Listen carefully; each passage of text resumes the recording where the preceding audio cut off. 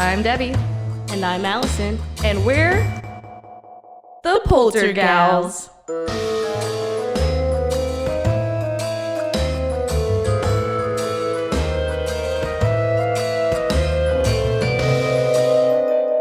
Spooky.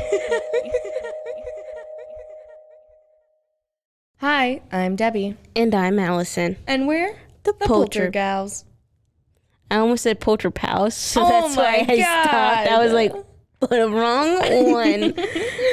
Well, welcome back to another episode. So this time we are going to be covering the Baker Hotel. Yeah. So it's actually a place that I've driven by almost 100 times, going up to Olney, Texas to see my family, because this is located in Mineral Wells, Texas. Oh, Allison, will you get us started on the history?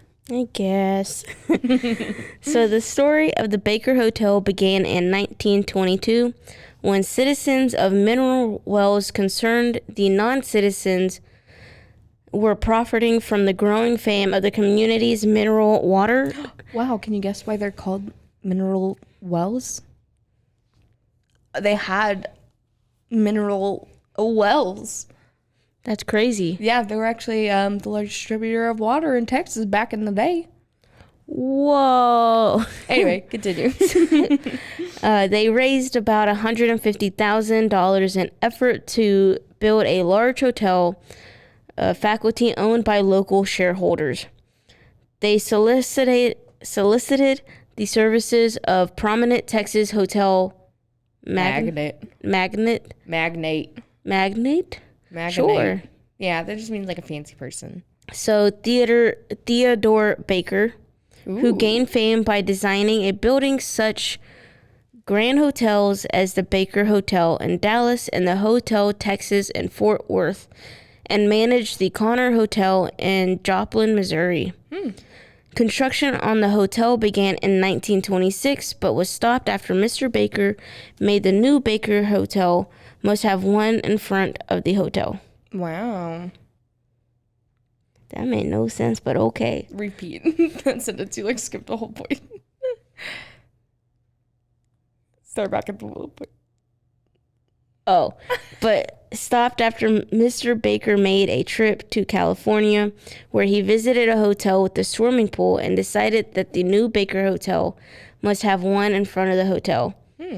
The swimming pool was placed on top of an already complete basement, which was used as a work area for the hotel and changing area for guests. An Olympic-sized pool to be filled with the current mineral waters. Cool. Was the first swimming pool built at a hotel in Texas. Wow, it was the first swimming pool built at a hotel in Texas? I didn't know Yep. that. That makes a lot of sense. I mean, listen, it's hot in Texas. We need a swimming pool. So We need lots of them. that's why you got to come over and come swim in my swimming pool. So The if kiddie you don't pool? know, no, we got a big pool. We got a 14-foot pool. Oh, We got a 14-foot. It's 30 feet deep. We got it on the end of summer sale at Big Lots for only $130. It was amazing. It was the best deal of my life. that's a And whole we've already lot. used it like 100 times. That's so a you got to whole come lot. over. We'll do Disney and pool night Oh, okay. for your birthday. Oh, we can do it Sunday. And then we can Oh, go to the yeah. show at Freight. How about that? Yeah. Come over and we can do swim day. Yeah. Okay, cool. We're going to have a girls' day. All right, back to the episode. Don't worry about our girls' day. It'll be Don't worry great. about a girls' day. Well- We're just going to be planning more polter activities. So, construction began the following year on the grand and opulent structure. Wow, you said it right. I'm so proud of you. I was just kind of guessing and hoping for the best and Yeah, just wing it, Allison. You're just go with the flow, baby. wow. I've grown so much. I'm so proud of you. This episode, our podcast is finally turning good. I always tell people the first 100 episodes, just scratch. Just don't listen. No. Have we even hit 100 episodes? In this case, yeah. listen to all episodes Oh, yeah, please because listen they to all just of get them. stupider along the way. Yeah, it gets stupider, but and Allison gets better. But that also just allows more room for stupidity. Yeah, let me just get more. Hence this conversation. This whole conversation. Again, another side tangent on an episode.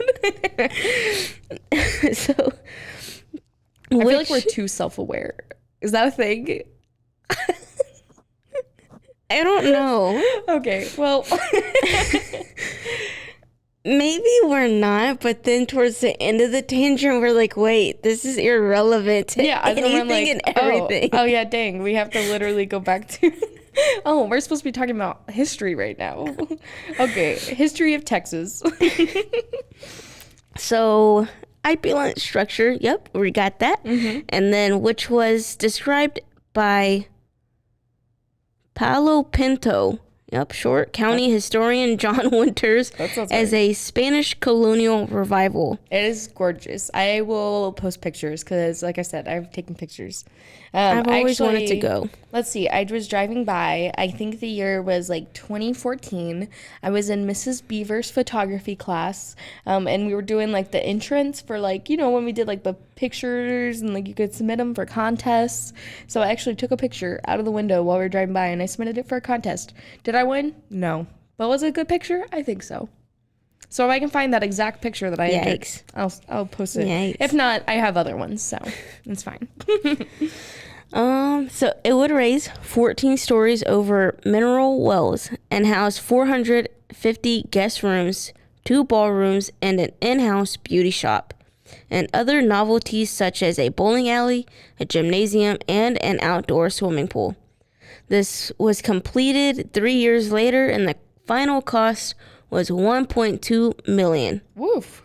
which was about the equivalent of $19 million in 2021. Oh, and Yeah. now it sits in ruins, Yep. sadly.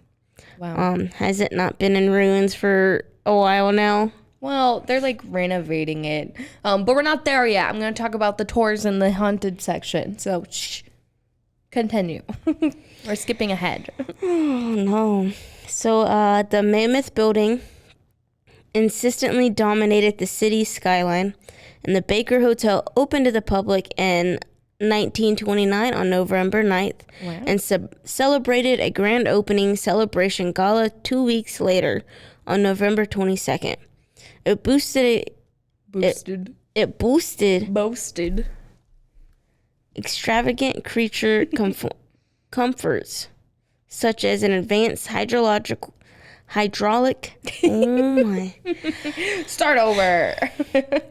hydraulic system that circulated ice water to all 450 guest rooms, lighting and fans controlled by door locks that shut off and on automatically when the guests left or arrived in their rooms, and a valet compartment where guests could deposit soiled laundry that was accessible by hotel staff without them ever even having to enter the guest room. That sounds so cool. Yeah. We got to go. I know. Like, it would be so cool. We could go and then we could just do like the tour there and then you can come stay in my parents' farmhouse. And then we could do like our own little ghost haunt in my parents' house. Ooh. And then we'll come back. Future trips. So, T.B. Baker began to suffer financial difficulties in the early 1930s. I wonder why. I wonder what happened in the early 1930s. Huh. It had to be the Super Bowl. Oh, that's Had when to that be. started. Yeah, Yeah. the Super Dust Bowl. Yeah. Oh, and that's when a lot of people got sad. It was like I thought that's what when was they. it called? The Great Sadness. I thought that's when they got happy. Oh no, that was when the stock market crashed. Oh wait, but the stock market caused the Great Depression. Now you know. Oh, that's what that is. That's what happened. Oh man.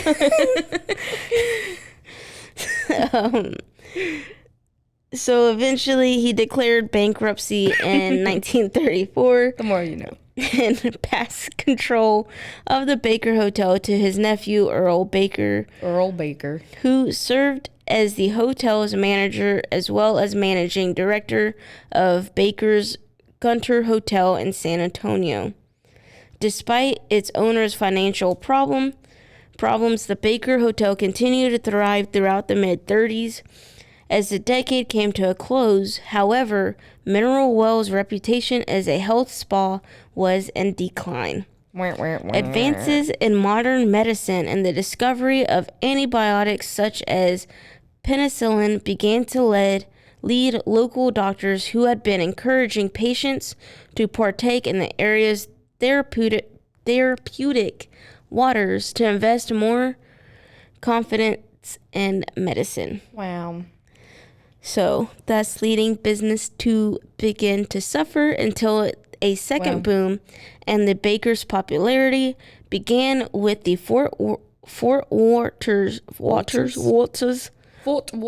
military base. Yep, and opened nearby in October of 1940. Great. It was home of the largest infantry placement in World War II, and the hotel enjoyed its greatest popularity and success as a result. Throughout World War II, the transient and permanent population of Mineral Wells hovered near 30,000, a large number of them making their temporary homes in Baker. Wow. After the war ended in 1945, Fort Walters was closed and business suffered. A smaller renaissance came in 1951 when the Walters facility was reopened as a helicopter base. Oh. And the Baker hosted the Texas Republican Party conventions in 1952 as well as in 1955. Wow. And the Texas Democratic Party held their convention at the Baker Hotel in 1954. Wow. Okay. That's cool. Yeah. Yeah. So aside from these successes, business declined steadily through the 50s, and the proverbial, yeah, sure, you did it, final nail was driven by Earl Baker himself when he announced that he would be closing the hotel after the passing of his 70th birthday in 1963. Why didn't he just pass it on to somebody else? Come on, Earl. Because just like with the mansion, you can't ever hand anything out. I know. Otherwise, they don't want it. And then they'll just sell it to some people from California. Exactly. Exactly. This is why we can't ever have anything nice. I know. It's fine. Anyway, sadly, good job, Earl. Yeah, sadly, he was true to his word, and Baker shuttered the building on April 30th of that year, bringing an end to 30 years of service to Mineral Wells and the surrounding areas. Wow. Good news is the hotel reopened in 1965 when a group of local investors leased the structure from the Baker family, but the revival was brief and marred by the death of Earl Baker of a heart attack in 1967. Only 3 years after he closed the hotel. Yeah. He was found unconscious on the floor of the cavernous Baker suite. Dun, dun, dun. Yeah. That sounds like some ghost making to me. I mean, you have the minerals for some energizing spirits, so why not? Tasty. It's delicious and healthy. Healthy. So in 1972, the Baker closed its doors for the absolute last time. Although several groups had made offers to rehabilitate the structure, the building remained abandoned until 2019, when it was announced that the Baker Hotel would finally be renovated and restored. Let's go. Yeah. Woo! It's been so interesting, like, getting to see it go from being super abandoned, and like literally you would drive by and like half of the windows were busted out. It was like boarded up. It was so ominous and like obviously haunted. And then now it's like getting fixed up. So it's kind of like, it's so crazy because, you know, like I only drive by like on my way to see my family. So I like get to see like little snippets. It's like little snapshots of it in history. Even since, you know, like the early 2000s till now. So anyway, that's my little 2 cents of that. In 2014, citizens of Mineral Wells approved a measure to allocate, a portion of the city's tax sales to the renovation project that will provide up to $4 million for the $65 million project. Woof! Yeah. So going from what would have been like a $19 million to now $65 million. Yeah. Oh, yeah. That's a lot. It's crazy. Plans were announced in August of 2019 for the Baker Hotel Development Partners to purchase and reopen the Baker with a purposed renovation budget of 65. Plans call to enlarge the current 450 rooms to bring the total number of rooms down to 165. Wow. Which is depressing. Why not just keep the 450? No, I think they're probably small. They probably want to make them bigger, like No. suite-sized. No. So for every one room, they're probably going to make 2 rooms. No. Or for every 2 rooms, I mean, they're making 1 room. No. Keep the 450. Okay, I guess so. The second floor will still be maintained as a luxury mineral spa. Ooh. This also, the renovation began and the hotel is projected to reopen in 2024. Woo! So, we got 2 years. Yeah. Next time I drive by, I'm going to have to get another picture and I'll post a little update. And of course, our favorites, Ghost Adventures, Jackie Baggy Boy. took a visit to this lovely hotel on December 7th of 2012. Wow. Wow. Yeah. Now you made me yawn, Allison. You're welcome. Anyway, well, that is all for the history. And now I made Allison yawn. Yawning contagious when you're enclosed in a small studio. I wouldn't say small. We actually moved to our new location. So It's really big. actually fairly large. Fairly large. Large. Anyway, we'll do a commercial break. And now, a word from our sponsors. Spooky. On this commercial break, brought to you by fairly large rooms. Instead of making small 450 hotel rooms into Make 100 and... no, let's leave them into fairly I mean, I'm sure it's still not big. large. Large and big places. Oh, I like big buildings, and I cannot lie. Yes. I like that our commercial breaks have gotten like more and more chaotic. Like it's just like us like spiraling. I'm just saying, Welcome like, to our brains. welcome to our brains. We just say whatever comes out. Okay. Also brought to you by Rogue Media Studios, and see you in the next portion. And now, a word from our sponsors. Spooky. All right, and welcome back. Now that you guys know the history, it's time to get into the hauntings. So this one, we're going to kind of break it up into like little stories that have been told and like individual ones. So the first story that I'm going to tell is actually about the woman on the 7th floor. Ooh. We love us a good woman as long as she's not wearing white. Honestly, I got so tired I didn't even bother reading if there was even a color to it. Great. Well, it just says I the just- woman on the 7th floor. So I assume it's white. I would just assume she's wearing white, but I'm not gonna say that, or am I? I don't know. Let's find out. So of course, the stories of ghosts and hauntings began in the Baker long before it ever closed. So there was a porter who worked there during the 1950s and 1960s, and he was the first known person to witness the ghost of the woman on the 7th floor. She was actually possibly the mistress of the hotel manager, Earl. Wow, how dare he? Why would you do such a thing? Got a mistress in the hotel. Anyway, distraught from her affair, she jumped to her death from the top of the building. The year of the incident has not been verified, but the room she stayed in appeared quite comfortably. It was actually a suite on the southeast corner of the 7th floor, and many have reported smelling her perfume, and her spirit is said to be quite flirtatious with the men she fancies. What is up with women and jumping from high? Okay, listen, we've had some women get blasted out of windows, but then the other half of the women just jump out of windows. Like, I think I would rather get blasted.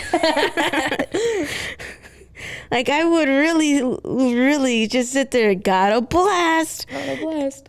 and actually get blasted. I don't know. I think that was just like, like the trauma, and like they were dramatic. So they're like, I'm gonna jump from the roof, to like make a scene. I feel like it was very much like about attention. Like, I feel like people don't throw themselves off buildings because enough it's anymore. not guaranteed that you're gonna die.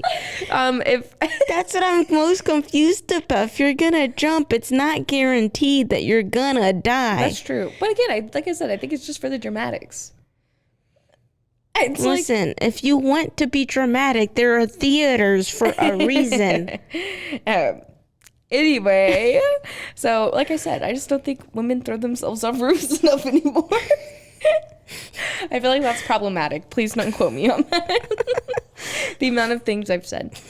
Anyway, recently, a woman who worked as a maid in the hotel actually reported that on several occasions she found glasses in the room with red lipstick stains on the rims. This took place at the times when no one was staying in the room.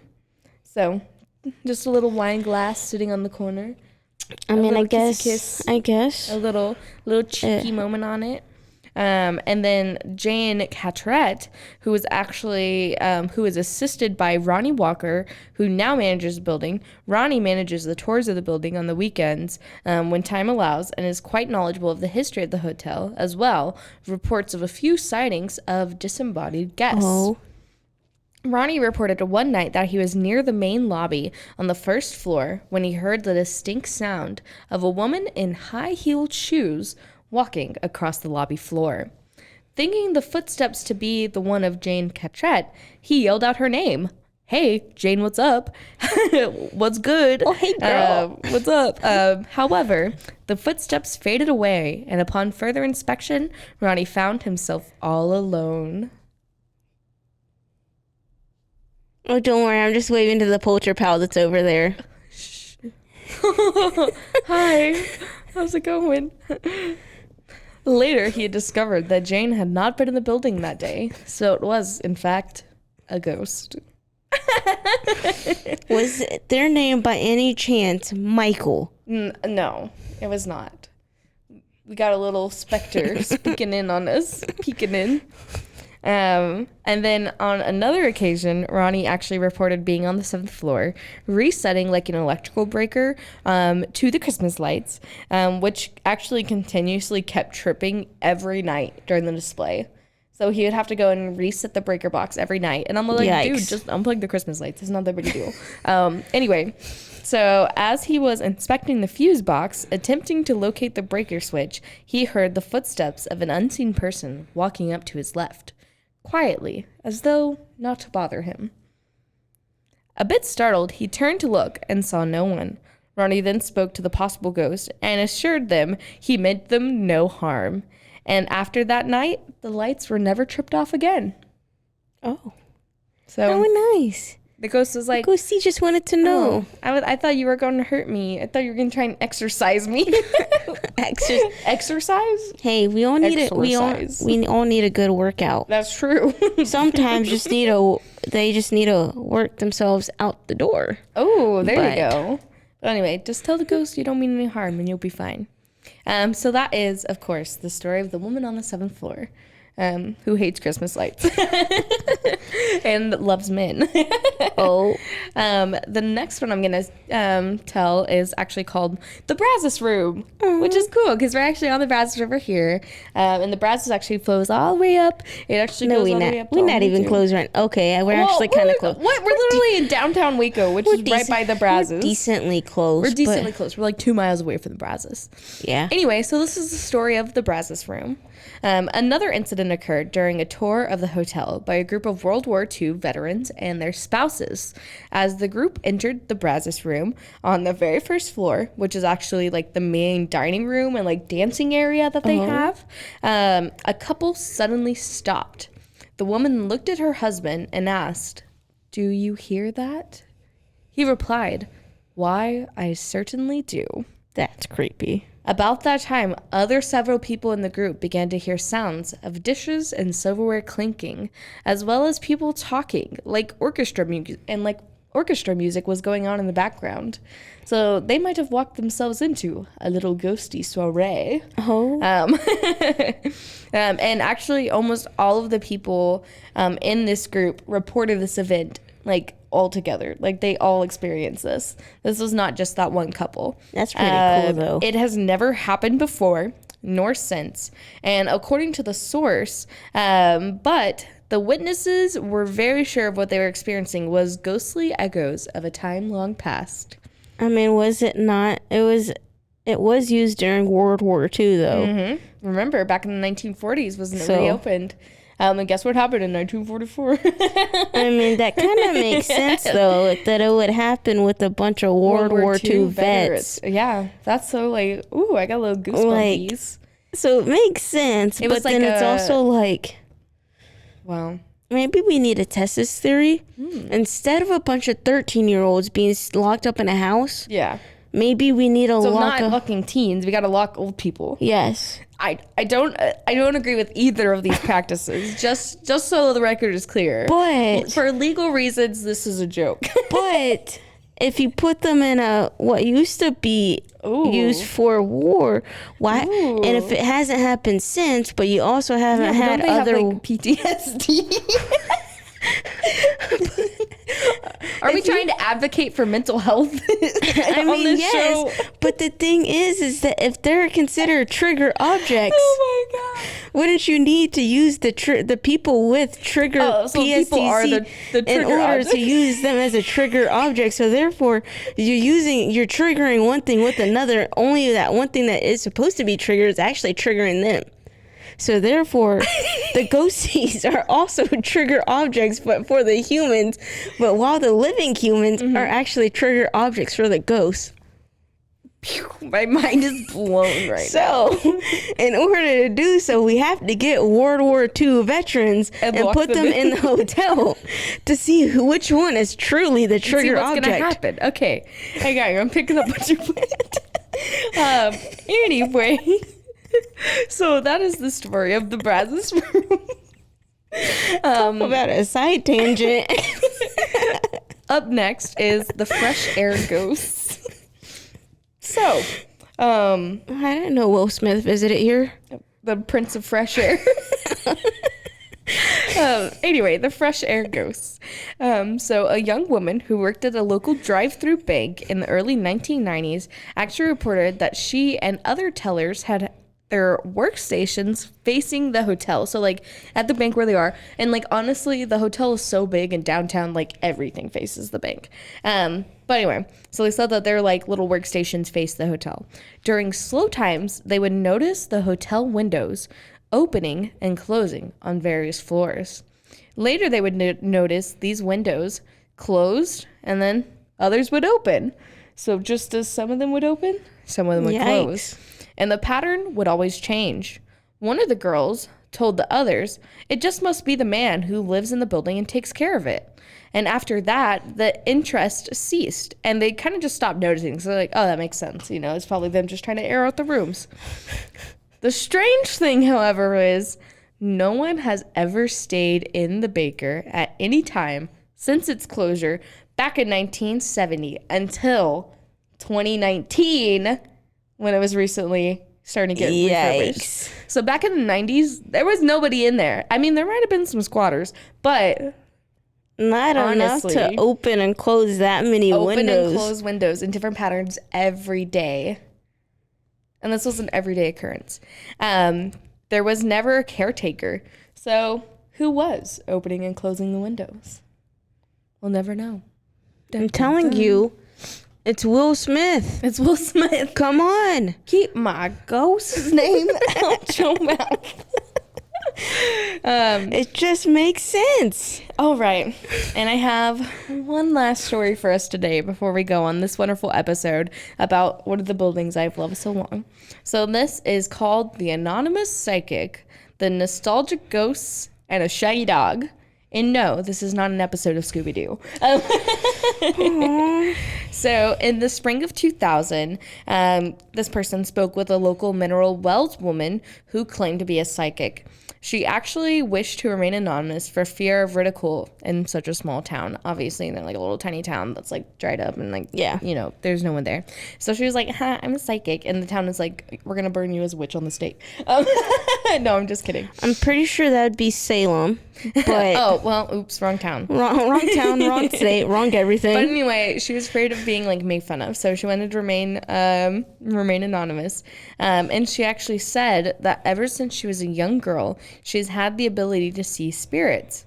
And she said she's been in the Baker many times and had even managed to shop on the outside of the first floor back in the early 1980s, which is crazy.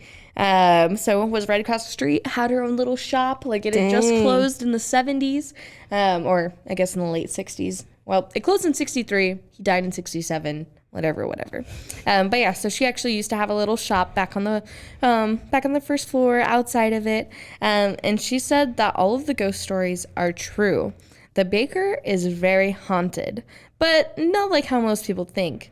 Most ghosts don't necessarily die at the Baker, but rather returned after their death because the hotel represented a wonderful time in their lives. As we talked about at the Stanley, people went there after they died. Many famous people had been there, and they just went there, just to hang out or whatever, right? They were like, oh, I'm dead. I'm a ghost. I can travel where the heck I want. So why don't I go back to this cool hotel? So she went on to say that most of the spirits in the hotel do not want to be seen or heard, with the exception of a small child. A little boy, Billy. He is said to be about 6 to 8 years old and was the only one who would actually communicate with her. He told her that he died in a hotel apartment back in 1933 when his parents were seeking medicinal treatment for his leukemia at the hotel. Again, back before we had, standard medicine, and they would just be like, yeah, just go get some fresh air and some mineral water and you'll be fine. So it is said that this little Billy. poor little Billy passed away. She then reported a large shaggy dog would always accompany the child, which I think is Oh, it so really is a cute. real life, not real life Scooby-Doo. Not real life Scooby-Doo, but actually real life. But yeah, so she said there would be a large shaggy dog who would always accompany the child. He would bounce a ball to get her attention, and he was watched by an unspoken older woman who would always be near him. So it was just, he was being watched out for at the hotel by That's so a doggo and an sweet. old lady. Which I think is really cute. And then the psychic went on to say that the spirits don't necessarily look the age they were when they died. So some were actually employees of the building. One is said, for reasons she didn't understand, was actually a helicopter pilot who attended basic training at the Fort Walters, that military base that was there, actually in 1960s. He was then killed in a helicopter crash while at Fort Rucker in Alabama. And then he eventually returned back to the Baker with his body in the same traumatic state that resulted from the crash. See? So So which one really is the trigger object? I don't know. But yeah, those are just some of the ghost stories that the psychic says that is in the building, as well as the other ones I've already told. So that's pretty cool just to know a little bit about the history and how some of the ghost sightings just stay back to it, and you can like kind of place the time period, which I think is so cool. So we can't walk in? Not yet. But we're running out of World War II vets, man. They're dying quicker now than during the actual war. Allison. Anyway, well, thank you for listening to another episode of Poltergals. Allison, give us all the stuff. Also, I love you all World War II vets along with all other Thanks. vets of the military. I really do. Okay. This is for scientific purposes only. I love you all, but you can follow us on Instagram. If you want to be locked into a hotel, slide in If our you're DMs. interested and you think ghosties are cool, slide in our DMs, Facebook, Instagram. You can also, if you really are up for it, Send us an email. send us an email. You're old. You and probably know how to email. you can also join our Patreon. Yeah, join our Patreon. Give us money. Yeah. That money that you give us will just be used to fly you out there to do the experiment. So it's perfect. See? There you go. It's great. Well, thanks again for listening to the Poltergals. Bye.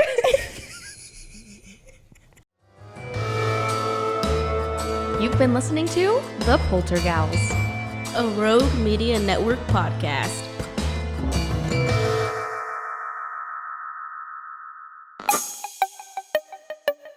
This has been a Rogue Media podcast.